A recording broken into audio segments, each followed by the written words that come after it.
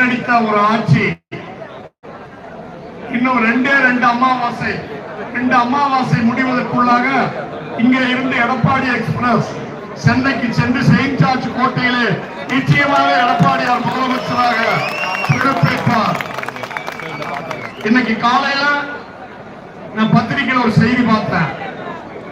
அதாவது அன்பு சகோதரர் தமிழகத்தினுடைய இன்றைய முதலமைச்சர் திரு மு.க. ஸ்டாலினுடைய வாழ்க்கை வரலாறை சினிமாவா எடுக்கிறாங்களாம். அந்த சினிமாவில் யார் நடிக்கிறாங்க? மு.க. ஸ்டாலின். யாரோ ஒருத்தர் நடிகருடைய ஒரு டைரக்டர் பேரை போட்டு அவருதான் நடிக்க.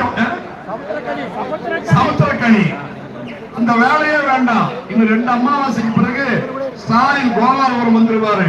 ஸ்டாலினே அந்த வேளத்துல நேர்மையா அவரே நடிக்கலாம். கடந்து வந்த பாதை, ஸ்டாலின் கடந்து வந்த பாதை, ஒவ்வொரு அங்கல் அங்கலமா அவரே வச்சு படம் பிடிக்கலாம்.